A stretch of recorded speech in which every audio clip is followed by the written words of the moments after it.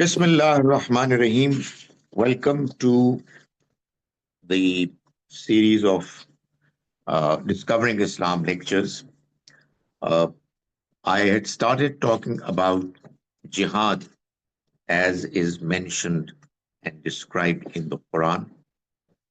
Today is our second of the sessions on it. Uh, in the previous session, I talked about the justification of jihad. Why should jihad be undertaken at all? And I mentioned the fact that this topic has been described by the Quran because this was a very natural question that arose in the minds of people who had come to accept a religion of God, obviously, which they thought was going to give them a reason to feel that they are serving the Almighty, serving the humanity, they are going doing good deeds. And fighting is something which is not normally considered to be a part of that understanding, where you are getting yourself spiritually cleansed and elevated. So the Almighty had to actually clarify and justify that look here, I mean, if you will not fight against people who are out to destroy everything, the society, the morals, as well as the places of worship, then they're going to annihilate everything. So it has to be a part of one's religious approach that as and when there are evil forces out there who are you know planning to destroy the peace of society, they have to be fought against. Uh, and I also mentioned the fact that jihad, the way it has been described, actually has two different possibilities. And there is one particular passage in the Quran which talks about jihad completely. And this actually needs to be appreciated that the style of presentation of the Quran is such that you would find that there are quite a few topics that have been mentioned in the Quran, and it seems as if they have been scattered over different surahs. And if you were to sometimes uh, listen to a scholarly presentation on a certain subject, you would find that the person would bring together various different verses from the Quran, which he picks from different surahs. And one sometimes wonders why should they not have been there in one surah to make it one, coherent presentation? Well, there are a number of reasons. Uh, but one reason is that the way the Quran presents itself, uh, the Almighty mentions His law, the basics of it, in one passage, and then gives clarifications in different surahs. Why? Because once he presents the basic message, there are questions that arise, and then he goes on to respond to those questions. This way, what happens is that you are able to learn more, better, and deeper. You see, one way of helping some people understand a concept is that you deliver one lecture, and the other is that you just give them a brief and comprehensive understanding, and then let them ask questions. Let them think about it. Let them be a little confused about it. And then later clarifications are presented. This is the style of presentation adopted by the Quran in a number of matters. It's not just jihad, it's about talaq, it's about spending in the way of Allah, it's about male female interaction, uh, inheritance, and many others. So the idea is that, you need to understand the concept properly. So you know what it is to begin with, then you have questions, reservations, some criticisms, and then you are further clarified, and then gradually you are able to kind of master the entire idea. So let me go through again the basic presentation of jihad in the Quran that's there in Surah Al-Baqarah. It starts like this. It's from verse 190 to 194. وَقَاتِلُوا فِي سَبِيلِ اللَّهِ الَّذِينَ يُقَاتِلُونَكُمْ. And fight, O believers, those people who fight you, you fight against them in the way of Allah. Now, those people who fight you, the implication, if you consider the context, is that Muslims wanted to do Hajj or Umrah. They wanted to go to Mecca, but they were prevented from entering the holy city. So they had to fight. So the Almighty is saying that if you were to go there and there are people who are fighting you, you fight them, you should fight them in the way of Allah. Wala ta'tadu. And do not cross limits. Do not go beyond limits. That is, even when fighting the enemy for the sake of Allah, those who are rejecting your message, the message of Allah, you're not allowed to cross limits. You have to remain within limits of morality. Inna Allah la yuhibbul mu'tadin. Allah does not like those people who cross limits. That is limits of morality. وَاقْتُلُوهُمْ حَيْثُ ثَقِفْتُمُوهُمْ. Now that once the battle begins and you are fighting, then you kill them wherever you find them. وَأَخْرِجُوهُمْ مِنْ حَيْثُ أَخْرَجُوكُمْ.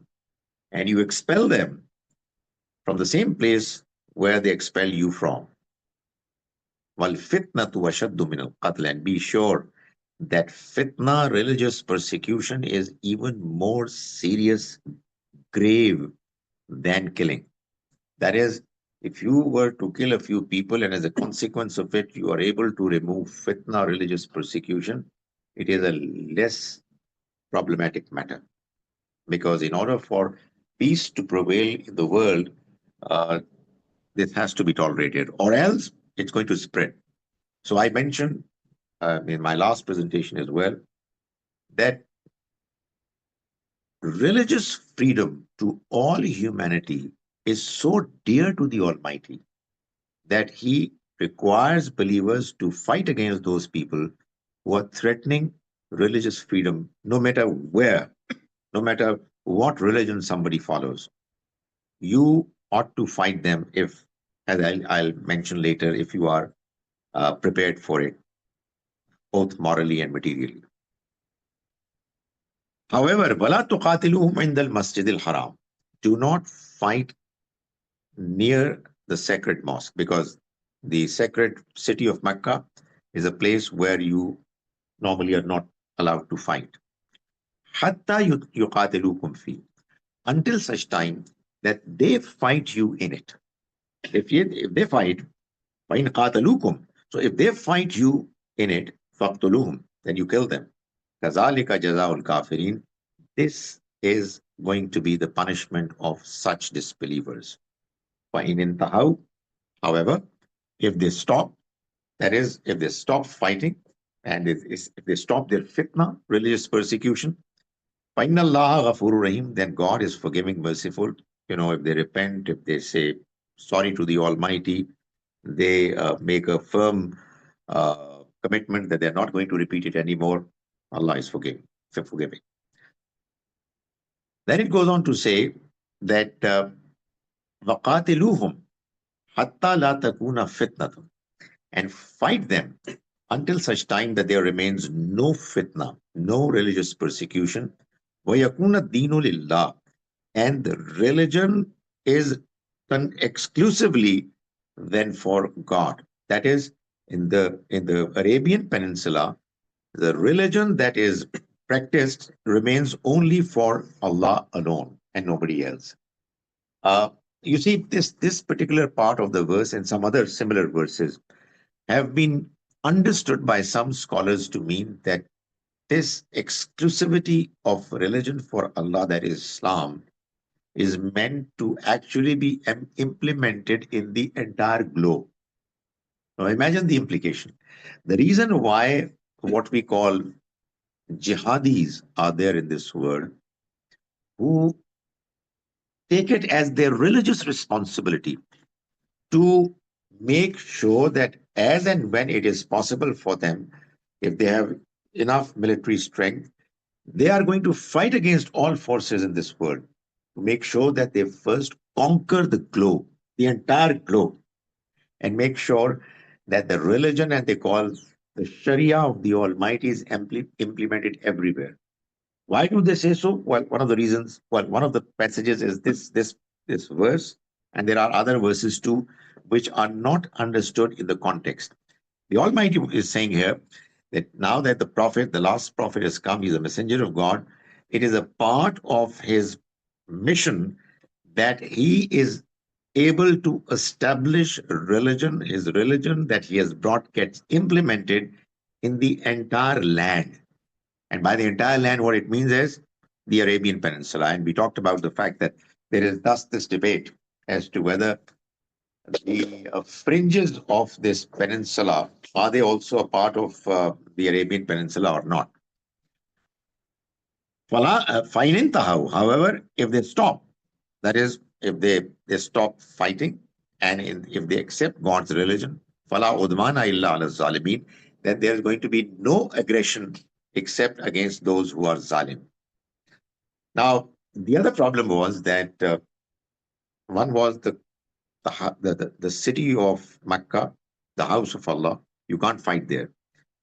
The other part of the Almighty's expectations that it was there in the religion of God that came from Ibrahim alayhi salam was that in the 4 sacred months you can't fight. Those 4 sacred months are Zulqad, Zulhajj, Muharram, and Rajab. So the Almighty says, Asharul Haram Bisharil Haram. The sacred months, if they are violated, their sanctity is violated, then the result is that in return, the sanctity of the sacred month is not going to be taken into consideration by you as well. So, famane tada alaykum, if somebody goes beyond limits against you in these months, fatadu alayhi bimisli ma tada alaykum, then you also fight them the way they have gone against the sanctity of those months.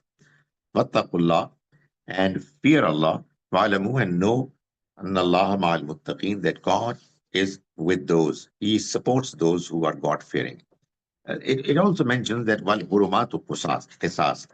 There are other sacred things in the scheme of the Almighty. They too, they're going to be violated if there is somebody who is going to do something similar. That is, human life is sacred. But if human life is taken by somebody, then you are allowed to take that life, the life of the killer, even though normally human life is sacred. Now, after that, the nature of the responsibility of jihad is such that the jihad that is mentioned in these verses doesn't just require Muslims to fight when they are prevented from entering the holy city of Mecca for Hajj or Umrah. It also binds them to continue to fight until A, fitna is eliminated, and B, the entire religion in the Arabian Peninsula belongs to Allah. Now, if that is what the Almighty is commanding, then obviously it's important that it should be clarified what is exactly the nature of this expectation. So the Almighty consequently, it mentions the conditions that should be satisfied for this command to be followed. So there are moral as well as material, military expectations that have been mentioned. So the Quran mentions in Surah Al-Anfal, which is the 8th surah of the Quran, and says, Ya Yuhan Nabi, O Prophet, Harridil Mu'minina al-Qital, motivate believers to fight. Yakum minkum ishrun, if there are 20 people amongst you, sabirun, who are steadfast, yaglibu mi'atain, they are going to overpower 200. Yakum minkum mi'atun, and if they are going to be 100 amongst you, the same way, I mean, the same steadfastness is obviously an expectation. يَغْلِبُ أَلْفًا مِنَ الَّذِينَ كَفَرُوا. They are going to overpower 1,000 people amongst those who are disbelievers. بِأَنَّهُمْ قَوْمٌ لَا يَفْقَهُونَ, because they are the ones who lack understanding. So this was a command that the Almighty had given, and he mentioned most clearly that this is the proportion, this is the strength vis-a-vis compared to the enemies. If you have, you will fight. Why? To remove fitna and to ensure that God's religion gets established in the Arabian Peninsula. However, because the conditions were two: moral uprightness, sabirun, steadfastness, as well as military strength, when the quality of morality amongst the followers of the messenger declined, then the expectation changed. Why did it decline? Well, it's quite obvious. You see, when the Prophet ﷺ was in the company of a few people who had believed in him in Mecca and who were there in Medina and were close to him, those who are described in the Quran as as-sabiqun al-awwalun, those who believed at the beginning, who were on the forefront, who took lead from all others to come close to the message and the messenger, understand it properly, and follow it to the best of their abilities. However, later on, there were a large number of people who converted to Islam. Well, because of the strength, the glory of Islam, because of the fact that people started coming to this understanding that this uh, this faith, this point of view is now going to prevail.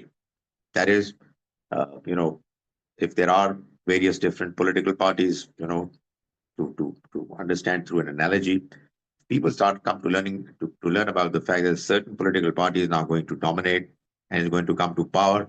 There are people who join, who later on they become a part of it, so that they are also able to benefit from the strength of the government that they are going to take over. So there were many people who later on uh, converted to Islam, as the Quran itself describes. يَدْخُلُونَ فِي دِينِ اللَّهِ أَفْوَاجًا. They are entering the religion of Allah in groups, in large numbers. So the Almighty said later on, Al-ana khaffaf Allahu ankum. Now Allah has made matters easier for you. He has lightened the burden, the expectation from you.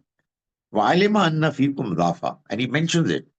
And he has now learned that there is weakness in you. You're not the same strong morally, and you're not the same steadfast people in large number anymore. فَإِن يَكُن مِّنكُم مِّيَةٌ صَابِرَةٌ. Now the rule is that if there are 100 steadfast people amongst you, يَغْلِبُ مِئَتَيْن. They're going to overpower 200. Not 100 and 1,000. 100 over 200. And وَإِن يَكُن مِّنكُم أَلْفٌ. And if there are 1,000 amongst you, يَغْلِبُ أَلْفَيْن. They're going to overpower 2,000. بِإِذْنِ by the will of Allah. وَاللَّهُ مَعَ الصَّابِرِينَ. And God is along with those, in support of those who are steadfast. Now, this condition of proper understanding that has been mentioned in the Quran as a requirement for the believers to be able to defeat the enemy is really important. It's critical. Somebody who really understands, who has a deep uh, appreciation of God's message, who knows what the reality of this life is, who is in contact with God the way it should happen, who has what is known as insight, basira. One individual can actually be the equivalent of many, because of the fact that the person is strong in his understanding, in his contact with the Almighty. He because of his insight, because of his piety, because of his faith, he finds God around him. His ultimate goal is to make him, uh, you know, please the Almighty, and he does it in a way that he's undeterred. And this ability of the person, this quality of the person, makes him determined and equivalent of 10 10 others, 10 disbelievers. So it really is important and critical to understand that the Almighty says that if you are good in quality, in morality, then God is going to give you the strength that is going to enable you to overpower, to face enemies in larger number. Uh, Now, when we read the Quran, we find that there are two types of jihad that are mentioned when it comes to expectations from the believer. There are two types that we've already talked about. One is against fitna, and the other is to ensure that God's religion dominates over the Arabian Peninsula. But this expectation that the Almighty has from the believers, this expectation is of two types. There is one jihad that was absolutely binding on all believers. Uh, like, for instance, it seems that the jihad of Badr, Uhud, and Tabuk, it was required from all able bodied men that they should participate. And if they would not participate, then it would really mean that they have committed a big, major crime. As big a crime as if they have left Islam, as if they have become disbelievers. Uh, why? Well, because they have seen that the Almighty's message has come. They have seen His help coming.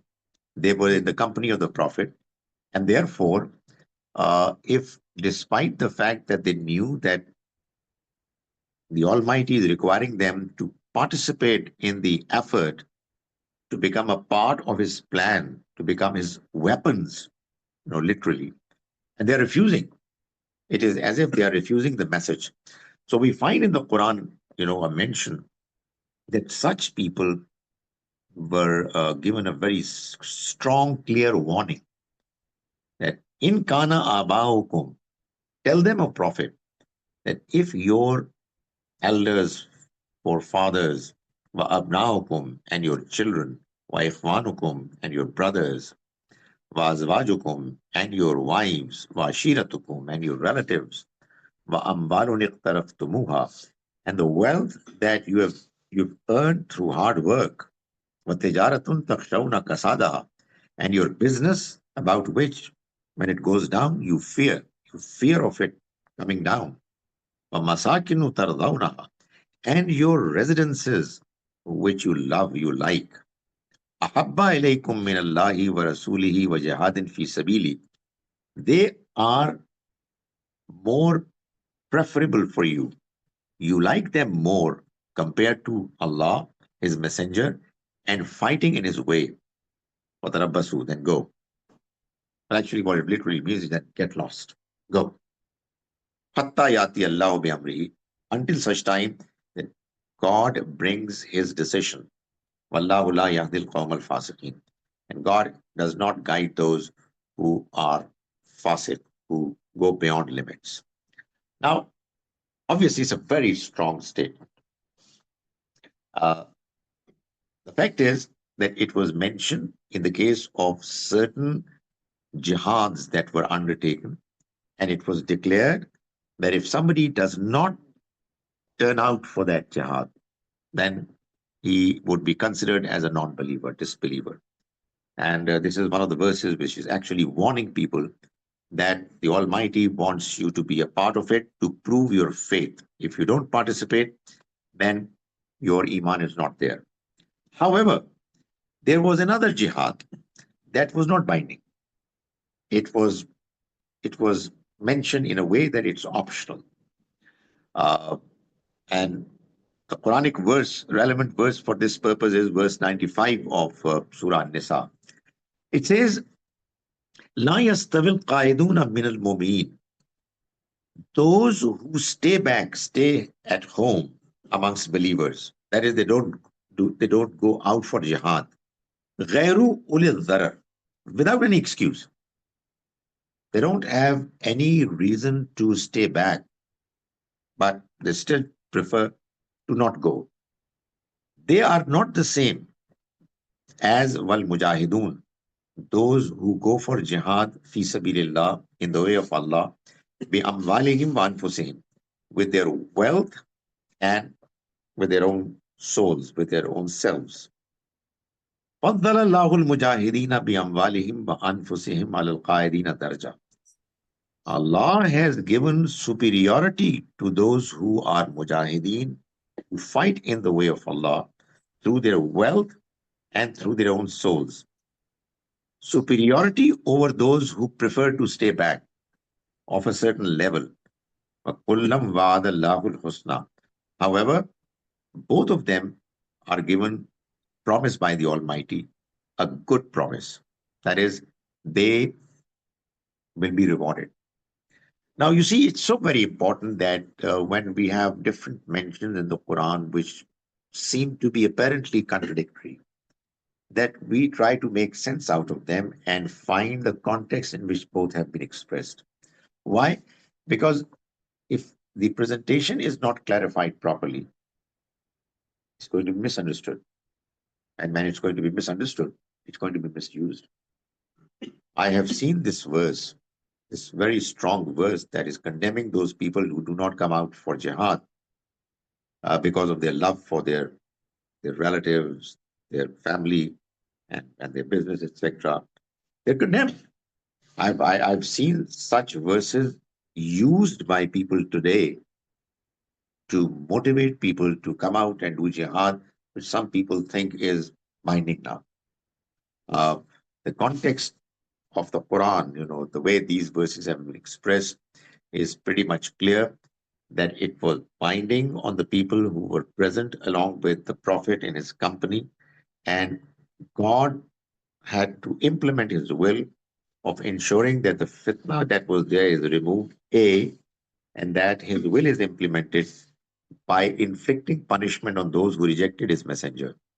The general rule is that jihad is important when it is undertaken for the right purposes, when the conditions are fulfilled, but it is not binding, except when it is declared binding, as indeed was the case in some of the battles during the time of the Prophet. It can still happen that an Islamic state, if it is properly satisfying the conditions for jihad, feels that the number of people that they need should be good enough for them to be able to fight the enemy, and it can only happen if all men, able-bodied men, they participate. But it's not something which is allowed to some individual or a group of people to motivate others and invite them to undertake jihad, which is what unfortunately has been happening in the present times. Now, once people get involved in jihad, that is, they are in the battlefield, whether the jihad is a binding jihad or whether it's an optional jihad, once they are in the battlefield, then the Quran tells them that they cannot turn their backs. They have to fight and fight uh, in a way that they are there either to defeat the enemy or they are martyred. They will not be allowed to turn their backs and run away. So the Quran says in one of the verses in Surah Al-Anfal, Ya ayyuhallazina amanu iza laqitumul lazina kafaru zahfan. Believers, if you fight those who have disbelieved face to face, the two armies come, in front of each other. That's the way battles used to be fought earlier, many of the battles. Fala tuwalluhumul adbar, and don't turn your backs. وَمَن يَتَوَلَّهُمْ Yawma is in. If وَمَن يُوَلِّهِمْ, if somebody is going to turn on that day duburahu, his back, إِلَّا مُتَحَرِّفًا لِقِتَالٍ أَوْ مُتَحَيِّزًا إِلَى فِيَةٍ, except that it's done for, swerving as a strategy of war. Sometimes as a strategy, you would take a turn, swerve, and then attack. Except in that case, أَوْ مُتَحَيِّزًا إِلَى فِيَةٍ, or joining another group, that you retreat, and the idea is that you would join another group. If these two reasons are not the ones for which somebody is turning his back, then the Quran says that it's something which is a very serious matter, and such people are despised by the Almighty, and it's like disbelief and apostasy. Their their fate is going to be in the hell. It says, فَقَدْ بَاءَ بِغَضَبٍ مِّنَ اللَّهِ. Such people, they will return with the displeasure, the wrath of the Almighty. وَمَأْوَاهُمْ Jahannam. Their, their abode is going to be the hell, وَبِئْسَ الْمَصِيرُ, and it's a very evil place to stay. So this has been declared as as big a crime as disbelief, as apostasy. Why? Because, once you are a part of the battle on behalf of the Almighty, then there should be no turning back, because the Almighty's help is now there with you, and you have to continue to fight. Now, having said all that, there are three things which are clear. Number one, despite fitna, jihad becomes binding only when, along with the condition of a ruler, there should be enough military strength and moral uprightness. So, if the enemy is far stronger than you, and there is no comparison, no proportion, then it doesn't become binding. Even if the conditions are there, you can't fight. The idea is that make yourself morally stronger and militarily stronger as well. So it should be at least half as much your strength compared to them when it would become binding. Before that, well, prepare yourself for doing it. So I mean, unfortunately, what is happening in the present times is that there are some Muslims who, out of their own exuberance, they inflict losses on the enemy, and then the result is that they retaliate, and the loss that they inflict upon us is so huge, colossal, that there's no comparison. This is happening because we are going against what the Almighty is saying. You're not supposed to fight when you're weak. When you do not have the military strength, create it. Do something to become stronger. And in the meanwhile, don't don't allow war to erupt. So that is one thing. Uh, God's help will only appear when the conditions that He has set forth are going to be satisfied. So in the recent times, I'm sure many people have raised this question. It comes to one's mind: where is God? Why is He, be, taking the position of a silent spectator? Why does He not intervene? Well, He doesn't. He does not intervene because He's mentioned things clearly in His book, and they are not being followed. So don't look to Him for it. You have your own strategy. Just follow it. Probably the strategy was, sadly, to have a uh, good propaganda campaign to raise the issue uh, before the entire world, that you've done, but at the expense of huge losses of lives. Uh, Consequently, Muslims should focus both on strengthening themselves morally and militarily. This is what the Quran says. وَعِدُّوا لَهُمْ مَا اسْتَطَعْتُم مِّن قُوَّةٍ وَمِن رِبَاطِ الْخَيْلِ تُرْهِبُونَ بِهِ عَدُوَّ اللَّهِ وَعَدُوَّكُمْ. That is, you prepare for them as much as is possible, min quwwatin, with military strength, وَمِن رِبَاطِ الْخَيْلِ, and steeds of war. There were horses at that time that used to be employed for the purpose of fighting. The Almighty says, prepare yourself with them, have them with you, train them. تُرْهِبُونَ بِهِ عَدُوَّ اللَّهِ وَعَدُوَّكُمْ, so that you can terrify God's enemy and your enemy. That's what you should do. Prepare yourself. Number two, uh, not participating in a jihad is only a crime when everyone has been invited. Otherwise, it's desirable, it's something which is better, but is not absolutely essential. And number three, after entering the battlefield, there has there is no running away. The battle has to be fought in the way of Allah, in the best possible way, and boldly. Now, the next brief mention, motivation for jihad. What should cause a believer to fight in the way of Allah? Well, the answer is that it should neither be desire, nor wealth, nor territory, nor gaining power, nor fame, nor taking revenge or enmity, nor prejudice, nor anything else.